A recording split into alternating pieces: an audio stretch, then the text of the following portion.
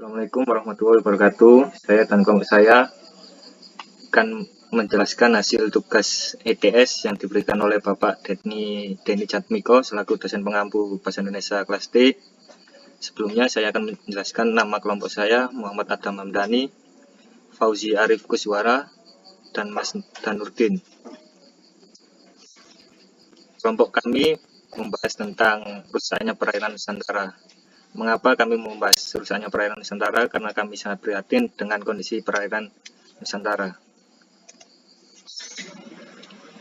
Dalam pembahasan ini, pun analisis situasi yang menjelaskan kondisi latar belakang munculnya permasalahan, yakni industri perkapalan sepenuhnya bertanggung jawab atas laut dan pengangkutan barang dari suatu pelabuhan ke pelabuhan lainnya, merupakan salah satu sumber potensial yang menyebabkan penyebaran laut.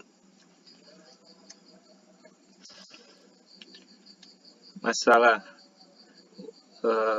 kelompok kami menguraikan permasalahan berdasarkan hasil analisis situasi. Jika limbah yang dikeluarkan oleh kapal di perairan Nusantara tidak dicegah produksinya, maka itu akan mengancam keberadaan biota laut yang jumlahnya sangat banyak dan beragam. Tak hanya itu, sampah plastik bersama mikroplastik yang ada di laut juga bisa mengancam kawasan pesisir yang memang sangat rentan, dan tumpahan minyak yang terjadi di laut menyebabkan rusaknya ekosistem di sekitarnya. Lalu solusi apa yang sudah kami lakukan? Berikut solusi yang sudah kami lakukan. Menteri Koordinator Bidang Kemaritiman Luhut Binsar Panjaitan di tempat terpisah menjelaskan penanganan sampah plastik terus dilakukan oleh pemerintah Indonesia melalui Rencana Aksi Nasional atau RAN yang melibatkan lintas instansi dan pemerintah daerah di seluruh provinsi. Keterlibatan itu salah satunya untuk keperluan pendanaan penanganan sampah plastik. Dan untuk slide selanjutnya akan dijelaskan oleh Mas Fauzi. Baik, selanjutnya Mas Adam, yaitu ide solusi yang diajukan. Menerapkan pendataan limbah masuk dan limbah yang akan dibuang dan akan diberikan sanksi sesuai dengan limbah yang dibuang pada perairan Nusantara. Dengan lingkup peraturan yang sudah ditetapkan, adapun limbah seperti plastik, logam, kaca, baterai, dan lain-lain sebagainya yang tidak dapat dibuang di laut sebaiknya dibakar ataupun diolah kembali. Kebaruan ide, yaitu pencegahan pencemaran dari kapal adalah upaya yang harus dilakukan nakoda atau awak kapal sendiri mungkin untuk menghindari atau mengurangi pencemaran tumpahan minyak, bahan cair, muatan berbahaya dalam kemasan, limbah kotoran, sampah, dan gas buang dari kapal ke perairan di udara. Baik, selanjutnya akan dilanjutkan oleh teman saya, Mas Nurdin. Monggo Mas Nurdin. Baik, terima kasih.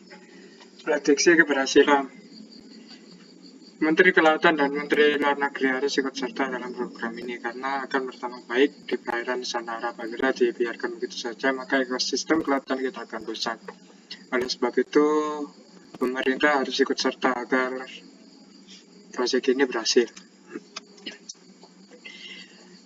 Pihak yang mengimplementasikan gagasan. Menteri yang menyelenggarakan urusan pemerintah di bidang pelayaran, kami yang mengharapkan kerjasama antara yang memiliki kapal dan pemerintah agar menaati peraturan yang telah ditetapkan dan bersama kita menjaga laut kita. Dalam Undang-Undang Perairan Nomor 21 Tahun 2010 Pasal 2 mengatakan penyelenggaraan perlindungan lingkungan maritim dilakukan oleh Menteri. Penyelenggaraan perlindungan lingkungan maritim sebagaimana dimaksudkan pada ayat 1 dilakukan melalui A. Pencegahan dan penanggulangan pencemaran dari pengoperasian kapal, dan B. Pencegahan penanggulangan pencemaran dari kegiatan pelabuhan, dan 3. Selain penjagaan dan penanggulangan sebagaimana dimaksud pada ayat 2, perlindungan lingkungan maritim juga dilakukan terhadap pembuangan limbah di perairan dan penuntuan kapal. Kesimpulan dari kelompok kami adalah Adapun peraturan sudah lama ditetapkan akan tetapi kurangnya kesadaran. Oleh sebab itu ada pembaruan yang diajukan oleh kelompok kami dan kami mengharapkan pemerintah ikut serta dalam hal tersebut. Dan pemilik kapal juga ikut serta dalam menangani limbah tersebut. Mari kita bersama menjaga laut kita. Sekian dari presentasi kelompok kami. Apabila ada salah kata mohon dimaafkan. Assalamualaikum warahmatullahi wabarakatuh.